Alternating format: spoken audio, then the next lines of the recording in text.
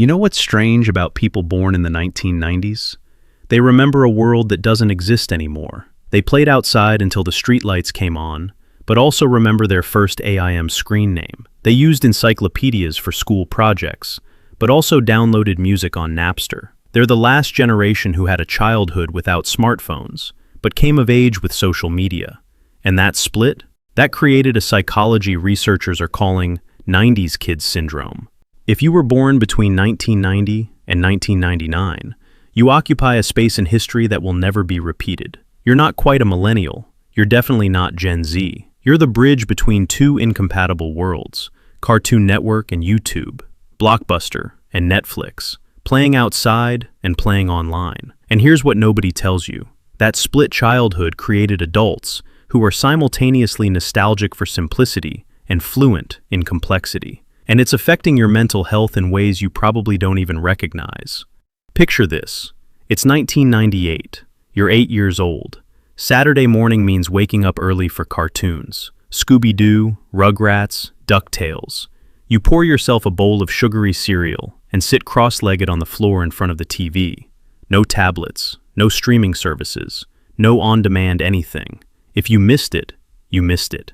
And somehow, that made it matter more. After cartoons, you head outside. Not because your parents told you to, because that's what kids did. You played hide and seek until dusk. You climbed trees. You rode bikes through the neighborhood without helmets or supervision. Scraped knees and muddy clothes weren't emergencies. They were badges of honor, proving you'd actually lived that day.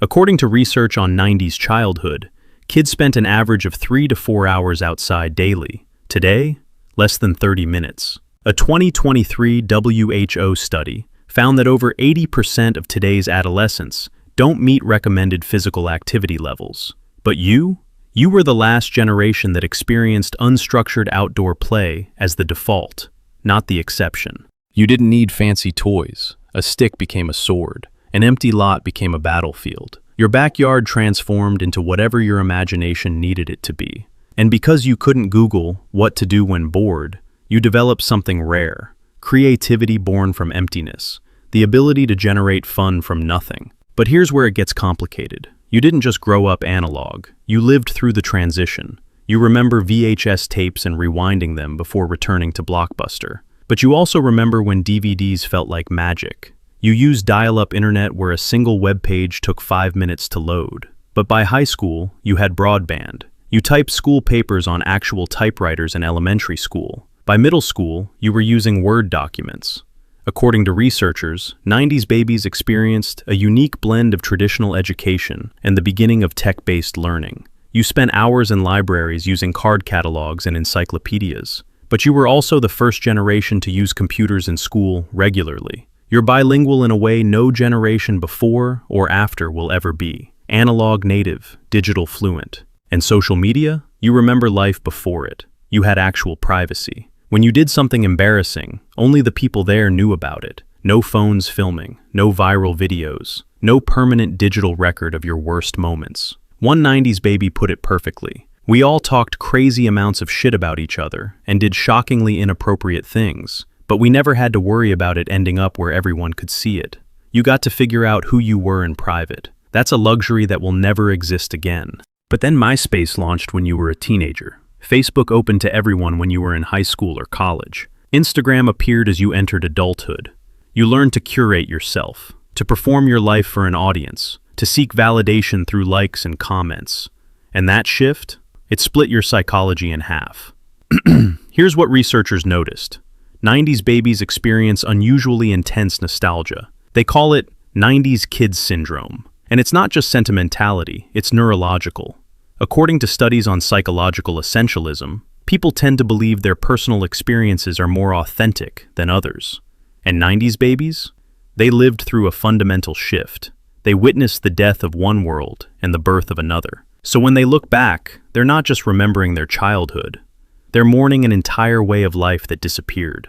The rosy retrospection bias explains why you idealize the past. Your brain filters out the mundane and distressing parts and preserves the emotional highs. It's not that the 90s were perfect. You just remember them that way. Because what you're actually missing isn't the decade, it's the feeling. Being fully present without constant comparison. living without performing, existing without documenting. One researcher described 90s kids perfectly. They are the living testimony endorsing the fall of antiquity and the rise of modernity. You're the only generation that can compare both worlds accurately. You know what was gained. You also know what was lost. Here's the part that's harder to talk about.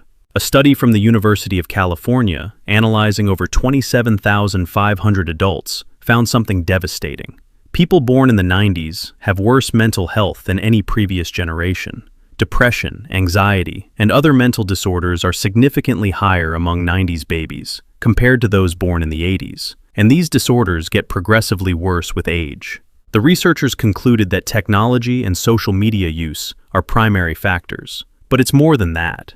You were raised with one set of values. Emotions and sentiments controlled us, as one researcher put it. Then, forced to adapt to a world where devices dominate everything. You learned that friendships were built through shared experiences. Then you watched social media turn connection into performance. You developed self-worth through actual accomplishments. Then you entered a world where value is measured in followers and likes. That cognitive dissonance creates psychological strain. You're not depressed because you're weak. You're exhausted because you're living in two incompatible realities simultaneously. But here's what 90s babies have that other generations don't: perspective. You know what life was like without constant connectivity, so you can put your phone down at dinner, take tech-free vacations, sleep without checking devices, because you remember what presence actually feels like. You value authenticity over performance because you developed identity before audiences existed. You understand patience because you waited for things, for songs to download, for photos to develop, for your favorite show to air at its scheduled time. You learned delayed gratification wasn't just acceptable, it was normal. You have what researchers call a balanced childhood that straddled the line between analog and digital worlds. You climbed trees and coded websites. You played tag and played video games. You read books and browsed the early internet. That balance is rare, and it's valuable. Today, 90s babies are in their mid-20s to mid-30s. You're contributing to society in significant ways.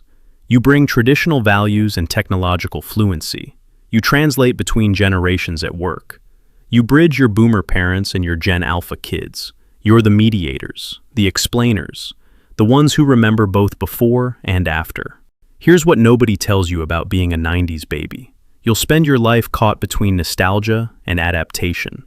You'll watch younger generations grow up completely digital and feel both envious and relieved they'll never know what they're missing.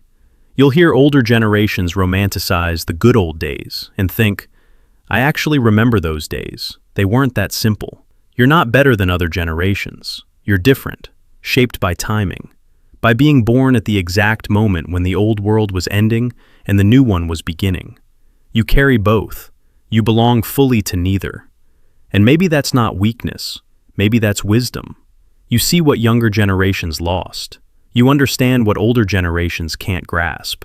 You hold both truths without needing to pick a side. The world changed while you were growing up, and instead of breaking you, it made you adaptable, resilient, aware.